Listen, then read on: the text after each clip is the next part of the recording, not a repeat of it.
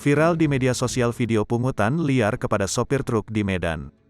Pada tayangan video itu tampak 3 pria meminta setoran kepada sopir truk. Dalam video berdurasi 24 detik itu ada 3 pria yang mengaku dari SPSI berada di sebuah gudang. Ketiganya tampak mendatangi seorang sopir. Terjadi ketegangan antara yang meminta setoran dengan sopir. Pelaku pun sempat menendang sopir truk. Sementara 2 rekan pelaku mengawasi sang sopir dan mendekatinya.